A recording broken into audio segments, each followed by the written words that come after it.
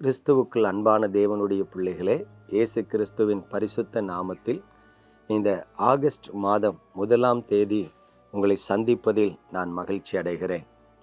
இந்த மாதத்திற்கும் தேவன் நமக்கென்று தருகிற ஆசீர்வாதமான வசனம் சங்கீதங்களின் புஸ்தகம் 48ஆம் சங்கீதம் 14ஆம் வசனத்தை பாருங்கள். இந்த தேவன் என்றென்றைக்கும் உள்ள சதா காலங்களிலும் நம்முடைய தேவன், மரண பரியந்தம் நம்மை நடத்துவார். பிரியமானவர்களே, இந்த ஆகஸ்ட் மாதம் தேவன் நமக்கு வாக்குத்தத்தமாய் கொடுத்த இந்த வார்த்தையானது, நாம் ஆராதிக்கிற தேவன் நம்மை மரண பரியந்தம் நடத்துவார். நன்றாக கவனித்து பாருங்க. வாழ்க்கை என்கிற வட்டத்திற்குள் மனிதர்களுடைய அந்த நம்பிக்கையானது சில நேரங்களில் கேள்விக்குறியாக இருக்கிறது. என் எதிர்காலம் எப்படி இருக்கும்? என் காலங்கள் எப்படி இருக்கும்?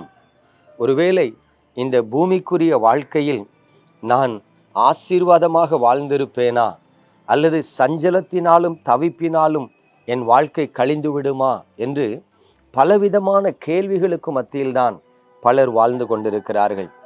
ஆனால் விசுவாசிகளாகிய நமக்கு, தேவனால் அழைக்கப்பட்டு தேவனால் அன்பு கூறப்பட்டிருக்கிற நமக்கு, தேவனிடத்தில் நம்பிக்கை வைத்திருக்கிற நமக்கு, கர்த்தர் கொடுக்கிற ஒவ்வொரு வார்த்தைகளுமே ஆசீர்வாதமானது தான்.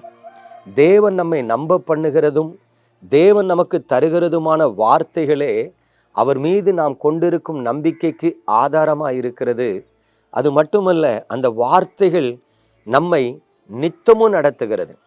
சதா காலங்களிலும் நம்மோடு கூட இருந்து நம்முடைய மரண பரியந்தம் நம்மை நடத்துகிற தேவனாக இருக்கிறார். அப்படியானால் என்ன அர்த்தம்? அவர் பாதியிலே நம்மை கைவிடுகிற தேவன் அல்ல. அவர் நம்மை விட்டு விலகுகிற தேவன் அல்ல. அவர் நம்மை மறந்து போகிற தேவன் அல்ல. இந்த பூமிக்குரிய வாழ்க்கையில் நாம் வாழ்ந்து முடிக்கும் வரைக்கும், வாழாமல் முடிக்கிற வாழ்க்கை அல்ல, வாழ்ந்து முடிக்கும் வரைக்கும் அவர் நம்மோடு கூட இருந்து நம்மை நடத்துவார் என்று வாக்கு பண்ணியிருக்கிறார். அல்லேலூயா. எதற்காக சொல்லுகிறேன் என்றால், ஒரு சில காலங்களிலே சில பட்டணங்களுக்குள்ள அடிக்கடியாக மரணங்கள் நடக்கிறதை நான் பார்த்திருக்கிறேன். கிட்டத்தட்ட இந்த நாசரேத்து பட்டணத்தில் கூட 2007 ஒரு விசை, அடுத்ததாக 2021, 23 இந்த வருடங்களிலே பார்க்கும் பொழுது அநேக மரணங்கள் நடந்தது. ஒருவேளை கொரோனா காலகட்டத்தில் அநேகர் மரித்தார்கள். இப்படி சில காலங்கள் ஒரு உபத்திரவத்தின் காலங்களாய் இருக்கும் பொழுது, வாழ வேண்டிய சின்ன வயதில் உள்ளவர்கள் மரிக்கும் பொழுது, அந்த அடக்காராதனைக்கு சொல்லுகிற நமக்குள்ளே ஒரு இனம் புரியாத கலக்கமும் பயமும் இருக்கும். நல்ல மனுஷன் போயிட்டான், அவ்வளவுதான் கொடுத்து வச்சிருக்கு, இப்படிலாம் நம்ம பேசுவோம். ஆனா ஒரு இனம் புரியாத பயம் நமது உள்ளத்துல வரும் தெரியுமா? நமக்கு எதுவும் ஆபத்து வந்து விடுமோ, நமது ஓட்டம் பாதியிலே தடைபடுமோ, ஒருவேளை நாம் வாழ்ந்திருப்போமா, அல்லது நாமும் மரித்து விடுவோமா, இப்படிப்பட்ட சில பயங்கள் அநேகருக்குள் வருவதுண்டு. அநேகர் அதை வெளியே காட்டுவதில்லை. ஆனால் அந்த பயமானது அவர்களுக்குள் இருக்கத்தான் செய்யும். ஒருவேளை தேவனுடைய பிள்ளைகளே, நாம் எல்லோரும் மனிதர்கள் தானே, நாம் எல்லோரும் மாயையான வாழ்க்கை தானே வாழ்ந்து கொண்டு இருக்கிறோம். ஆனாலும் இந்த ஜீவனுள்ளோருடைய தேசத்திலே நம்மை வாழ்ந்திருக்க பண்ணுவதற்கு தேவன் இரக்கமுள்ளவராயிருக்கிறார். அல்லேலூயா. அப்ப கவனிங்க, தேவன் மேல் நம்பிக்கை வைத்து தேவனை சார்ந்து வாழுகிற தேவனுடைய பிள்ளைகளாகிய நமக்கு கர்த்தர் கொடுக்கிற ஒரு தைரியம், நீ பயப்படாத, சதா காலங்களிலும் உன்னோடு கூட இருந்து நடத்துவேன், உன்னுடைய மரண பரியந்தம் நான் உன்னை நடத்துவேன். ஒரு விசை ஒரு சில நண்பர்களாக பேசி கொண்டு இருக்கும் பொழுது இந்த வார்த்தையை நான் சொல்கிறேன். அப்போ அங்கே பக்கத்தில் இருந்து ஒரு தம்பி, வாலிப தம்பி கேட்டான், அண்ணே மரண பரியந்தம் நடத்துவேன்னு சொல்லியிருக்காரு, நாளைக்கு நம்ம மறிச்சிட்டோன்னா அப்படின்னா. அப்போ எல்லாரும் அவனை அப்படி திரும்பி பார்த்தாங்க. திரும்பி பார்த்துட்டு சொன்னாங்க, அப்படி இல்லைப்பா, தேவன் பூமியிலே மனிதனை உண்டாக்கும் பொழுது அவனை செத்துப்போன்னு சொல்லி உண்டாக்கல, நீ உயிரோடு இருக்கணுங்கிறதுக்கு தான் உண்டாக்குனார். தேவன் மனிதனை சிருஷ்டித்த காலத்துல மரணம் என்கிற ஒன்றை அவனுக்கு நியமிக்கவே இல்லை. அவன் மரணத்தை காணாதவனாக என்றென்றைக்கும் வாழ்ந்திருக்கும்படிக்காகத்தான் அவனை சிருஷ்டித்தார். பின்னாட்களிலே பாவம் வந்த பொழுதுதான் மரணம் வந்தது.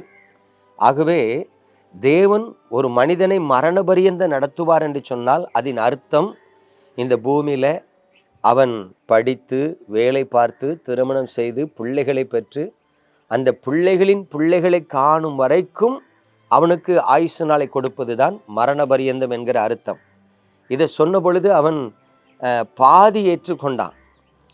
மீதி சொன்னா இருந்தாலும் மரணங்கிறது எப்போ வரலாம் அப்படின்னா. எதுக்கு இதை சொல்றேன்னா, மனிதர்களுக்குள்ளே சந்தேகம் என்பது தவிர்க்க முடியாததா இருக்கிறது. மனிதர்களுடைய மனமானது பலவிதமான கேள்விகளை கேட்டுக்கொண்டே இருக்கிறதா இருக்கிறது. நல்லதை யோசிக்கிறதை விட தீயதை அதிகமாய் மனிதர்களுடைய மனம் யோசிக்கிறது. இதுதான் இதனுடைய வெளிப்பாடு. ஆனாலும் நீங்க கவனிச்சு பாருங்க, உங்க சிந்தையில நல்ல எண்ணங்களுக்கு பதிலாக தீமையான எண்ணங்களோ, உங்கள் சிந்தையில வாழ்ந்திருப்பதற்கு பதிலாக மரணித்திருப்பதை குறித்ததான எண்ணங்களோ போராடி கொண்டிருக்கும் என்று சொன்னால், நீங்கள் தேவ சமூகத்திலே அமர்ந்து அந்த போராடுகிற தீய எண்ணங்களை கடிந்து கொண்டு அதை எதிர்த்து நிற்க வேண்டும். அது நமக்கு கொடுக்கப்பட்டிருக்கிறது. அப்பொழுது அவர் வாழ்ந்திருக்கும்படி கிருபை தருவார். அல்லேலூயா. மகிழ்ந்திருக்கும்படி கிருபை தருவார். ஒருவேளை பூரண ஆயுசை தருவார். ஆகவே எனக்கு அன்பான தேவனுடைய பிள்ளைகளே, இந்த பூமியிலே நாம் வாழ்ந்து மகிழ்ந்து சுகித்திருக்கும் வரைக்கும் அந்த கிருபை நம்மை தாங்கி நடத்தும். அதாவது நான் சில நேரத்தில் வயதான தாய்மார்கள் தகப்பனார்களை பார்த்திருக்கிறேன். 78 வயது 84 வயது 90 வயது என்று சொல்லி அவர்கள் வாழ்ந்திருக்கும் போது சொல்லுவாங்க, ஐயா இந்த பூமியில என்னை விட சின்ன பிள்ளைகள்லாம் மரித்து போயிட்டாங்க. ஆனா ஆண்டவர் என்னை எதுக்கு வச்சிருக்காருன்னே தெரியல ஐயா. ஒருவேளை கஷ்டமா இருக்கு, ஆண்டவர் நம்மளை எடுத்துக்கிட்டா போதும் அப்படின்னு சொல்லுவாங்க. அப்பொழுதும் அந்த பெரியவர்களுக்கு நான் சொல்லுவேன், அப்படி நீங்க பேசக்கூடாதுன்னு. ஆனா அவங்க என்ன சொல்லுவாங்க தெரியுமா, நல்லா வாழ்ந்து முடிச்சிட்டேன்யா, இனி அவருடைய சமூகத்துக்கு போறது தான் ஐயா சந்தோஷம், இங்க இருக்கிறதுக்கு விருப்பம் இல்லையான்னு சொல்லுவாங்க. பாருங்க, ஒரு மனிதன் இந்த பூமிக்குரிய வாழ்க்கையை வாழ்ந்து முடித்து வெறுத்து இனி நான் தேவ சமூகத்துக்கு போகணும்னு எதிர்பார்க்கிறேன் பார்த்தீங்களா, அதுதான் மரண பரியந்தம். அல்லேலூயா. அப்போ தேவனுடைய பிள்ளைகளே, கர்த்தர் இந்த மாதத்துல உங்களுக்கு சொல்லுகிற நல்ல ஜீவனுள்ள வார்த்தை என்னன்னா, அவர் சதா காலங்களில் நம்முடைய தேவனாய் இருந்து மரண பரியந்தம் உங்களை நடத்துவார். நீங்கள் இந்த பூமியை வாழ்ந்து அனுபவித்து மகிழ்ந்து சுகித்து போதும்பா, நீங்க தந்த வாழ்க்கையை நல்ல சம்பூரணமா வாழ்ந்து முடிச்சிட்டேன் அப்படின்னு சொல்லக்கூடிய அளவுக்கு அவருடைய கிருபை உங்களை தாங்கி நடத்தும், ஆசீர்வதிக்கும். ஆகவே இடைப்பட்ட காலங்களில் வருகிற சோதனைகள், போராட்டங்கள், துன்பங்கள், தோல்விகள், மனவேதனைகள், இப்படிப்பட்ட காரியங்களை கண்டு பயப்படாதீங்க. அவர் நம்முடைய தேவன். உங்களோடு இருந்து உங்களை மரண பரியந்தம் நடத்துவார். நம்ம ஜெபிப்போமா? எங்கள் அன்பின் பரலோக தகப்பனே, பரிசுத்தமான இந்த நாளுக்காய் ஸ்தோத்திரம். உமது கிருபையுள்ள கரத்தில் உமது பிள்ளைகளை தருகிறேன். வாழ்க்கையில எத்தனையோ சஞ்சலங்களும் போராட்டங்களும் தவிப்புகளும் உண்டு. ஆனாலும் அவைகளுக்கு மத்தியில நீர் உமது பிள்ளைகளை திடப்படுத்தவும், அவர்களை சந்தோஷப்படுத்தவும், அவர்களை சமாதானத்தின் பாதையில நடத்தவும், அவர்கள் இந்த பூமிக்குரிய வாழ்க்கையை திருப்தியாய் வாழ்ந்து முடிக்கவும் கிருபை செய்ய போகிறபடியினாலும் ஸ்தோத்திரிக்கிறேன்.